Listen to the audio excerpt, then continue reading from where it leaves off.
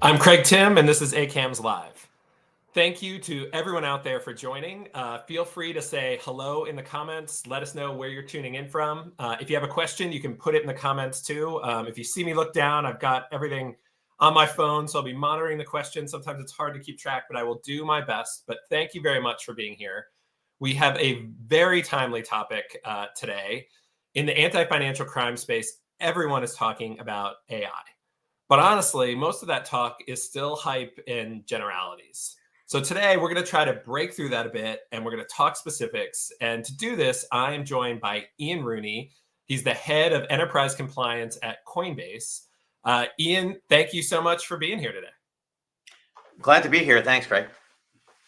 All right, so let's jump right in. When people talk in the anti-financial crime space about AI, there's a lot of mixed reactions. So on the one hand, you've got a lot of excitement. I think everybody can see the potential for this technology to make us more effective and efficient, to better fight financial crime, to better do the thing we all wake up in the morning to do. But on the other hand, I hear a lot of trepidation. Will it work?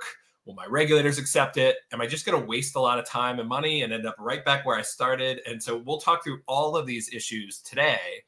But to start, I was wondering if you just tell me a little bit about how Coinbase is approaching using AI and some of the use cases that you guys are working on right now.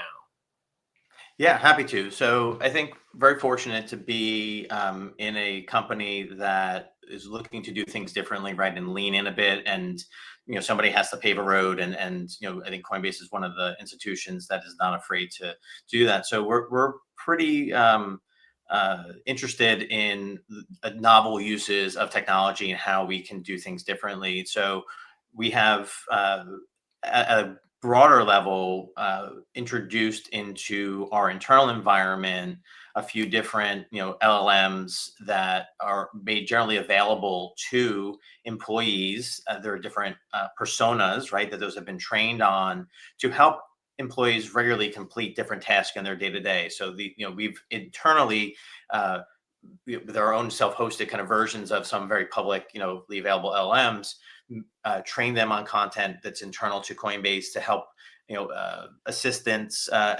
help employees with assistance of saying, here's how you can navigate our policies. Here's how you can find information that may exist on internal websites or internal databases to help you in your day-to-day job get the work done. Because we have that infrastructure already in place, it enabled us as a compliance function to build on top of that, right? We already have the base technologies in place.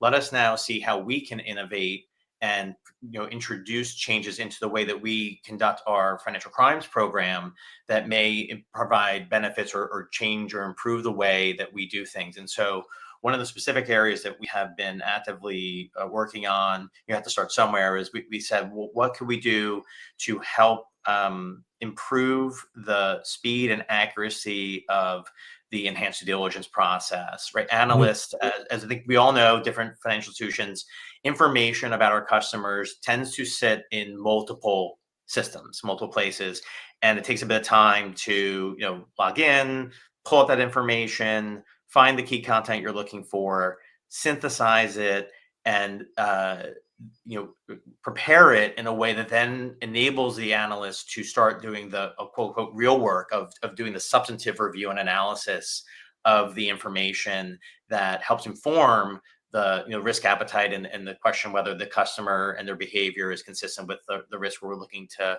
take on and accept, or what other issues we need to deal with.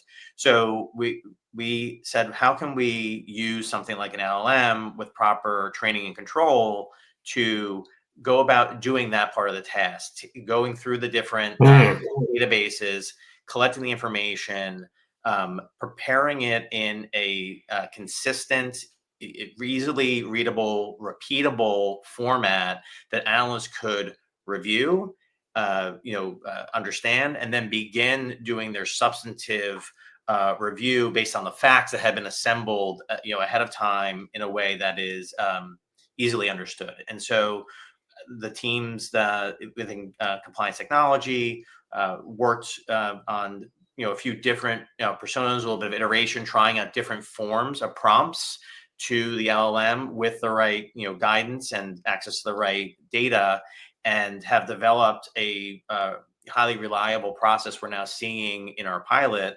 where when you put in a user identifier, within about a minute, the system pulls back a cohesive narrative for all the information we're looking to gather about the client, based on our existing EDD processes. And it's about, taking something that would, we estimate on average take an analyst about an hour and a half of work to do, getting that down to, on average, under a minute of time to get to the same starting point for the substantive analysis. That's unbelievable. And before we go on, I got a couple of questions on this, because this is really fascinating to me. And taking data gathering in EDD from 90 minutes to 1 minute is unbelievable, especially when you extrapolate that. This is what we're talking about, right? You're getting more efficient so that you can be more effective, right? Now that time can be used thinking about the issues, not gathering data. But just to make sure everybody's on board. So when you say LLM, large language model is the acronym, and this is something like a chat GPT that people might have heard about in the news or seen out there. There's a number of different ones of those. But what you're talking about, what you guys have done, is sort of built your own. And then, so that's, I guess, one part of the question. You've sort of built your own, maybe using some of that open source data or otherwise. And then when it does the EDD review, it pulls in from all of your systems. So if you were, Craig Timm comes to you, I'm a PEP.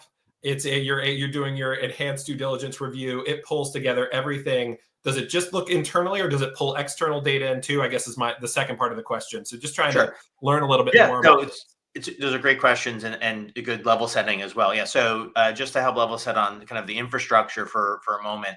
So without getting into specific vendors, but you're right. Terms like institutions like OpenAI or Anthropic, it's just two examples of institutions that we know offer things like ChatGPT or other large language models. Those kind of base models are our starting point for these type of exercises. So what the company has done, right, is take a private instance of that. So it's closed to the world, but takes the advantage of all the training that's already been done by those vendors and have that type of LLM experience. That becomes the foundation on which then we iterate or build on top of. And then, probably coming to questions we'll get to around, kind of the skill sets you need in-house. We have people who understand how to interact with those models, what the limitations are and what the advantages are.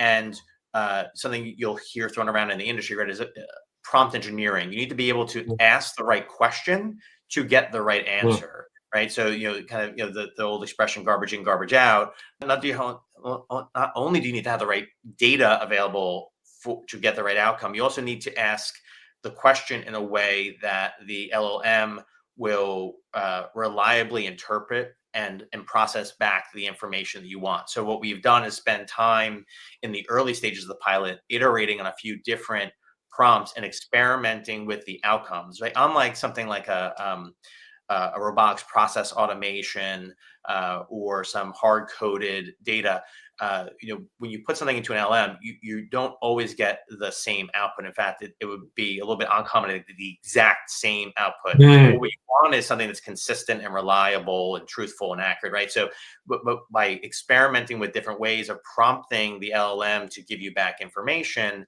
what we've done is land on a formula or a model where we have a high degree of 95% plus confidence in the output that we're getting back. And the way we've gone about doing that too is we're doing it in a very controlled way, right? We're not asking analysts to go in and ask the LM a question. We have already preceded the question and set the context for which we want the LLM to respond back. And at this point, again, we're still piloting how this can be scaled, but we're eager to bring it to a much broader usage in the EDD space as a starting point. Simply putting in the user ID, and then in the background, all of the work we've done is what's happening. In an ideal state, once we get into a production environment, you also eliminate that step, right? You would pre-seed, if you will, the work item that the analyst is going to pick up with the output It of just the pops in, right? They're doing already their in there review to and it's start, already right? Yeah. wow. And That's carrying that super process out. interesting. So, so the repeatability is certainly an area that we want to make sure is there. But that's what we're building on that foundation.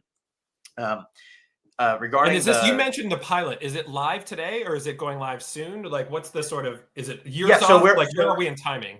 Yeah, so we've done enough testing that we're confident in the consistency of the output. Now we want to start scaling it. So like in technology, you do phase deployments, right? When you go to a beta, it's for general release, you do a phase rollout. So we're on the cusp, I think, in the next month, we will start in at least one jurisdiction with a subset of analysts doing side-by-side comparisons, take a half dozen or a dozen real live cases that analysts are working, have that output done through the machine learning solution, or sorry, the AI solution, have the other part done the traditional way, and compare the consistency of the output, and then ramp up and continue to build on it, making sure that we're, for as it goes to higher volumes, we're seeing and measuring the performance. And if there's any changes we need to make, we can halt, tweak, and then continue to evolve. So we are going to proceed, at a measured pace, but we're at a point where we're comfortable taking it from just internal pilot and assessing output to actually using it in a production environment. So just two things I want to hit on there. One, I hear a lot of some of the naysayers out there saying, "Oh, we hear AI, but nobody's actually doing anything with it." That's increasingly not true. I think this is one example. I think what HSBC has done with some of their transaction monitoring that is now live in many of their jurisdictions is another. So I think there are more and more of these things actually happening, and 90 minutes to 1 minute is just remarkable. The other thing that came up, there's a question from Harshad in the comments, which I want to make sure we address because this is important. It says, how do you protect your customer data from flowing externally? Is that a concern? And I think I'll let you jump in, but if you notice, they're not using the publicly available, they're not using the ChatGPT. Otherwise, don't put your customer data in that, right? Like, you absolutely have to think about customer data. And that's why I think when Ian was talking about it, he mentioned, this is a private walled off system. That should absolutely be a big concern for anybody looking at using this technology. 100% correct. And we're working closely with our colleagues in legal, right? Before, again, I mentioned that we're fortunate that the company's already done from a compliance lens. The company's already done a lot of the hard work and heavy lifting to get us to a point where we can build on top of, right? So we've already gone through a bunch of work with colleagues in legal, including teams that handle privacy matters, to understand what are the guardrails and the boundaries of what can and cannot be done in the tools that are made available to us, conscious of privacy laws, obviously the EU, well known for GDPR and other protections, but of course there's also state laws in the United States, for example, that vary state by state and continue to evolve. And so we're operating within those guardrails. And as you touched on, the information that the way we're interacting with the LLMs in this example is very much in a closed off environment, so that we're not sending any information to a source that would be publicly accessible, or to a party that could, through a data breach, for example, have exposure any different than operating generally within a cloud-based environment. So all those safeguards and protocols are in place. And I didn't get to that part yet, but mentioned the automation that we're doing is about getting analysts to a point where they can begin their assessment. But there's a human in the loop in all this, right? We're not near a point where we're thinking about letting any ultimate outcome be handled solely by a machine learning or AI solution. I think that that's not an unrealistic possibility in some distant future. But certainly in these early days of evolution, we're definitely keeping in mind that any decision making has to be done by a person, not a machine. And you touched on before, I just wanted to hit on, unless you want to pivot. Just you mentioned HSBC and kind of and what any other use cases you've got? Yeah, tell us. This is all fascinating. So so to that point, so we're obviously this is one example where we're thinking, the EDD is one example where it's like, look, start with something that is manageable focused on a fairly finite set of procedures where the risks are fairly well understood in terms of the variability of situations you're going to encounter. And then we're going to iterate on that by expanding, looking at how we can potentially enable this type of exercise for transaction monitoring, right? How can you assist or co-pilot an analyst, not just on the EDD and historical transaction information, but providing some insights about where the transaction behavior may be concerning, where the analyst should maybe start their analysis or investigation. So that's part of the LM piece. But we're also doing is working actively on taking machine learning case similar to HSBC and applying that, for crypto, saying how can we take the information we have both internally to process our own transaction data, but also information that's available through the blockchain, and combine that information into a larger data set that then we can use on a machine learning model to identify potential patterns of behavior that should be investigated for suspicious activity. And so we're going to pursue that parallel, and then you can see a world where these things converge. You have the machine learning model in the background. We know machine learning models are very good at pattern detection, but they're not really good usually at explaining why the pattern may be concerning, or what characteristics of it are concerning. If you can layer that output, the machine learning model giving us things to investigate, with an LLM that says, based on what has been highlighted, beyond here's what the customer information is, here are some insights about the pattern is 60% consistent with a flow through typology, 20% consistent with a structuring typology, and 10% consistent or 15% with other things, to help the analyst frame the way they might start looking at the alert. Gives you a leg up, because now you not just have an output that is more likely to be productive based on historical data and pattern recognition, but guiding an analyst to a place where they can understand a little bit more about why the pattern was picked up and how they should then take that forward, and what type of red flags they should be considering as they start parsing the alert itself. And so presumably some of that pattern recognition and that understanding what's happening is coming from prior SARs. And so in effect, your investigator who, in the past would be like, oh yeah, I had a case like this before, I remember this pattern, now is able to learn from all of your historical SARs and all of the investigations across the firm and learn from each other, because it will now say, oh, this looks like this X, Y, and Z, and then could potentially even refer to a prior case, or maybe there's a network doing the same kind of activity that you could now build out a network. Like I hadn't really heard it, or I knew that the transaction monitoring, the machine learning is better at detecting the behaviors. But I think aside from just sort of spitting out a better sort of set of issues, also explaining what may be going on based on that's really interesting and really fascinating.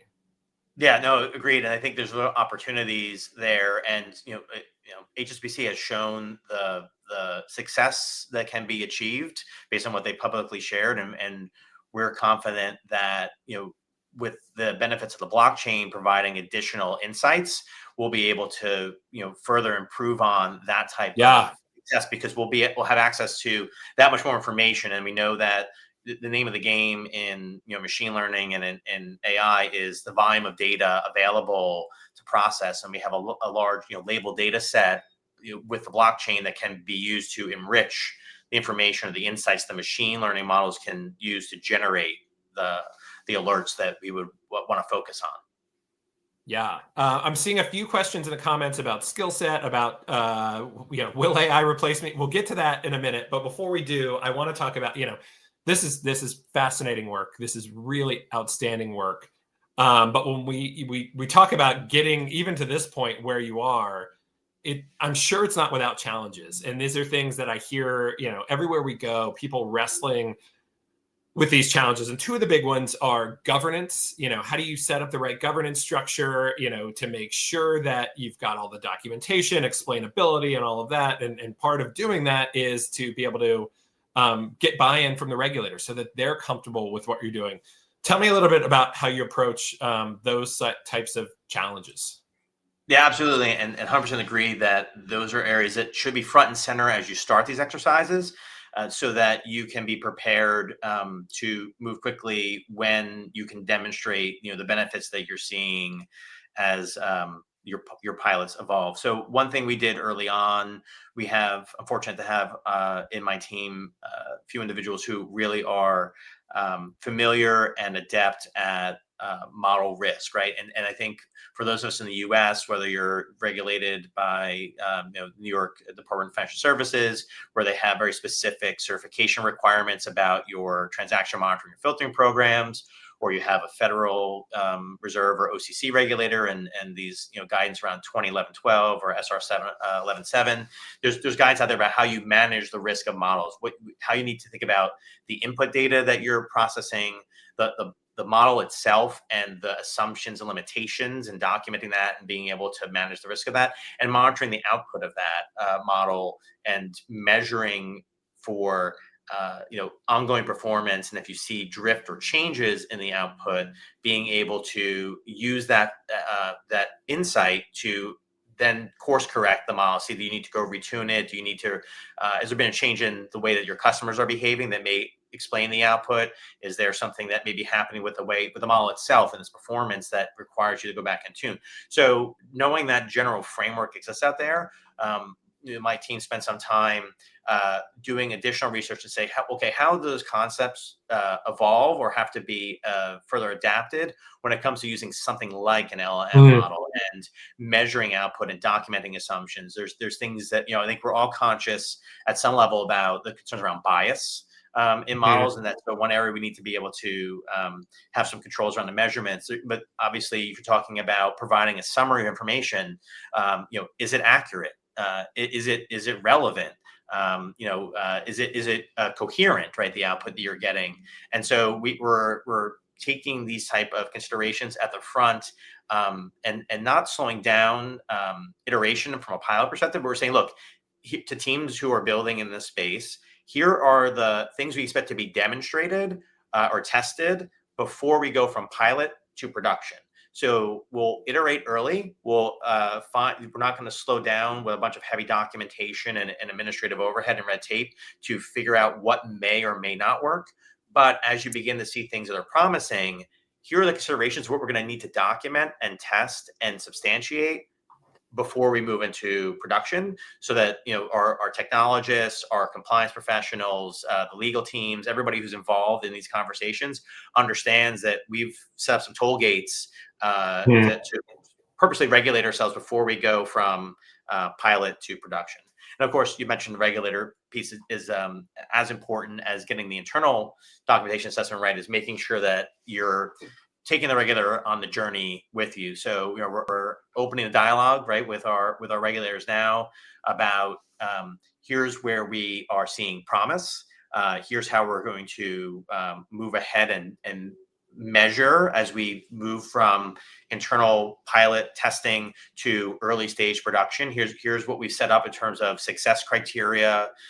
Here's how the KRIs, the KPIs that we're going to be measuring to demonstrate confidence in the output, and offering to have an ongoing dialogue with them about what we're seeing, what lessons we're learning, how we're adapting to that, and just making sure that they understand this is not a blind rush into a shiny new technology. This is a deliberate but meaningful move to take something from theory into practice.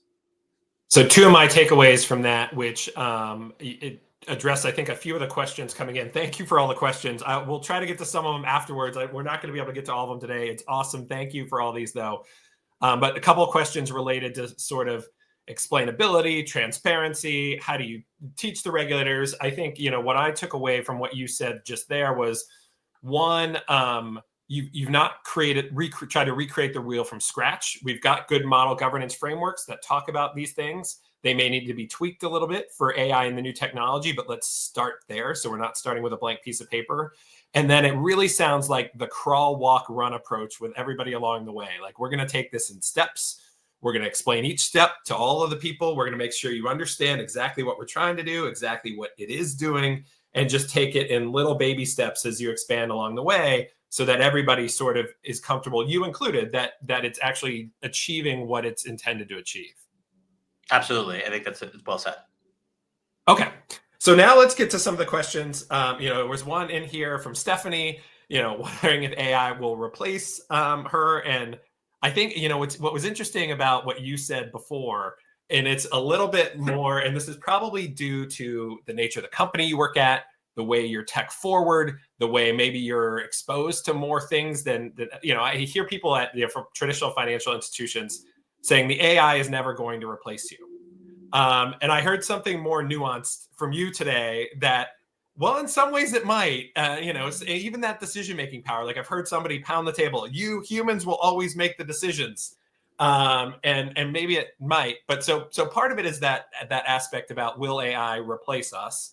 But even broader than just that sort of narrow question is skill sets.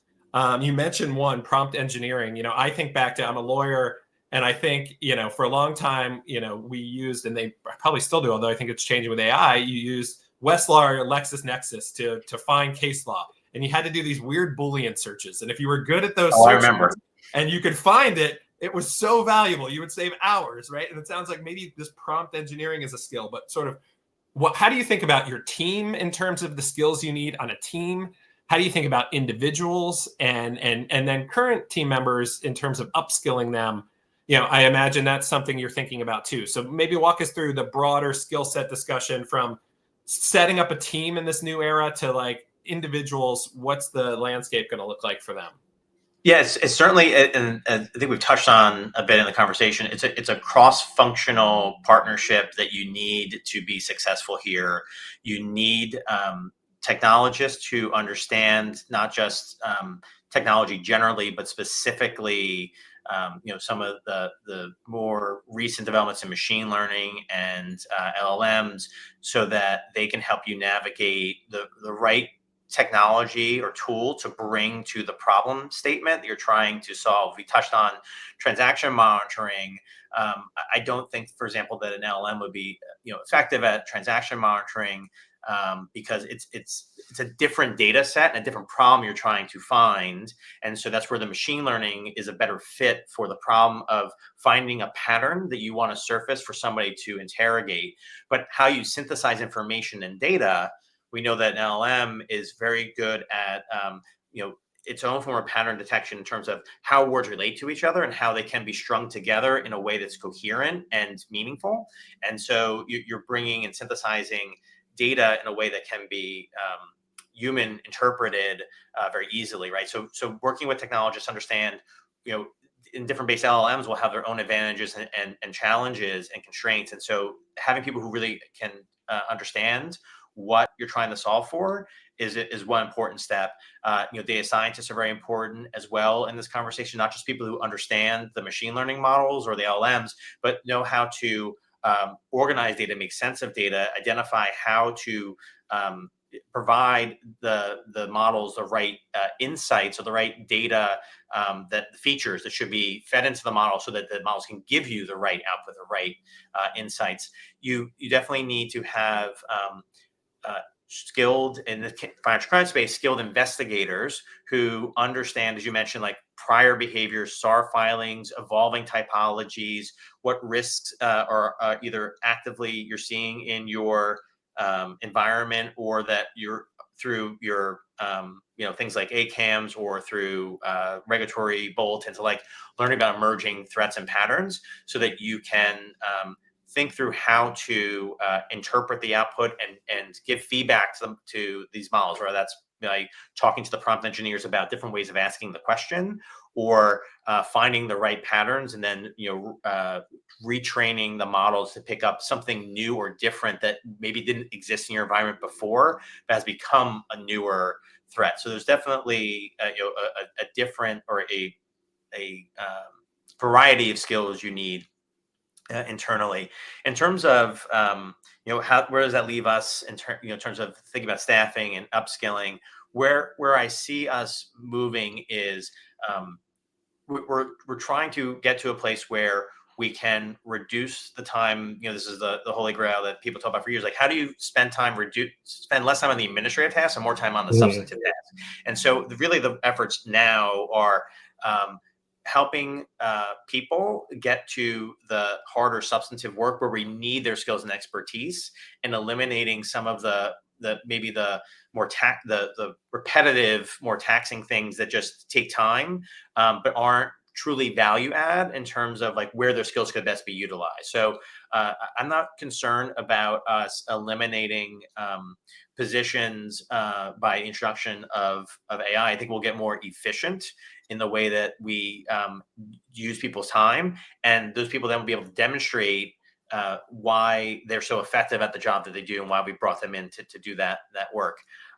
That said, I will say that the crypto industry, as you may have heard, is volatile, right? There's a lot of market movement, a lot of unpredictability in the market, and so one thing that we have to do is pretty quickly adjust our through our vendor networks, the staffing we have to respond to bull market conditions and then slowdowns in the market, and that takes a significant tax on us in terms of having to ramp up a number of individuals over a fairly short period of time, the training processes, the quality assurance reviews, all these things have to be scaled pretty quickly when market conditions in crypto turn. By introducing something like these technologies that will, we believe, reduce the number of false positives we need to focus on, improve our risk detection, and shorten the average handle time that analysts need to get to the substantive work and overall case resolution, we can smooth out that demand curve a bit, right? We can take some of the volatility of the crypto market out of our staffing volatility and have a more stable, highly skilled set of individuals who are working continuously to protect us and the broader crypto economy.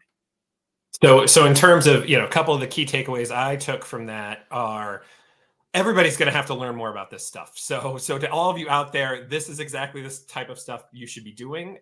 Even if you're not a data scientist, you're going to have to understand it. And then two, for those who are maybe in the more traditional financial crime world, you're going to really have to up your skills in terms of understanding the crime typologies, what's happening. It's not going to be able, if you're a person who's an expert at like moving widgets through the line and understanding the way the institution works and processes, some of that may be moving away. And so really taking the time to increase your knowledge on typologies and that sort of next level understanding is where we're going. So that's I think very great advice. Well, look, we are almost at time, so we're going to have to wrap it up here pretty shortly, but maybe in a minute or two, I'm going to ask you to get your crystal ball out. I know things move so fast in this space. It's hard to predict 3 months, much less, a year or 3 years. But tell me, where do you think we are? If 3 years is too far, you tell me. Look, you know a lot more about this stuff than I do. If it's 3 years is too far, back it up to what a reasonable amount of time is. I know 5 years is too far, and 10 is way too far. Start with 3 years, or tell me a closer time. Where are we going to be, in maybe a minute or two? Yeah, I really wish I could give you an answer. I'm not a futurist, but I do think in looking at this landscape, everyone recognizes that it's fast evolving, and that we know there will be changes. We just don't know exactly what those changes will entail. I think one thing we can be confident in, because criminals are always trying to evolve as well and outsmart us, and it's a constant cat and mouse game. We can expect that there will be changes in the way that criminals are using these technologies to try and circumvent our controls. And so we're going to have to be responding kind of like for like, in terms of thinking about how our systems can detect the deep fakes that criminals are pushing our way. And so we're going to continue to evolve in this space. I think the other big thing we will gain an advantage of is federated learning, and I think it's something that is talked about but may become more tangible in the next 18 months. Meaning, if multiple institutions are each using their own separate machine learning models that have different customer bases, different experiences, but are independently successfully picking up patterns of behavior that may be present in one location and only emerging in another location. If there's a way of sharing that information at a pattern level, not at an individual customer transaction level, then all the institutions that are revolving around that same system or application will get the benefit of learning that new pattern from their peers that are using that. And so just like we go to conferences today and share information with each other about new typologies we're seeing or changes in behavior, the systems themselves will be trained on new changes in behavior or patterns that are being seen elsewhere in the ecosystem, and we'll be able to detect those things as they emerge in our respective institutions, because we benefited from the experiences of our peers in a more technical level than just the conversational level. I think that would be a significant game changer for us as well. Yeah, it's an evolution of private partnership information sharing that I think is super exciting. Well, Ian, I could talk to you all day. This is fascinating. Thank you so much for being here today. I really appreciate it. Thank you to everyone out there who has joined. ACAMS is going to have a lot more on this. This moves so fast. AI was a prominent role at our Hollywood and Austin conferences. And we've got Las Vegas coming up in September. AI will play a prominent role there, both in terms of how financial institutions are using it. But Ian hit on, we didn't even talk about this today, criminals are using it. I did a quick ACAMS Live on this that I hit on this a couple weeks ago, but we'll get into a lot more detail. I think one of the key takeaways from law enforcement there has been, I heard somebody say, I think they were from HSI, but I can't remember, things we didn't think were possible a couple years ago are now cheap and readily available for the criminals. So it's just moving so fast. Stay tuned. We will have a lot more for you here. Ian, thank you again. I see a lot of questions in there. I'll go throughout the day today and try to answer what I can. Thank you for your engagement, and we will see you next time on ACAMS Live.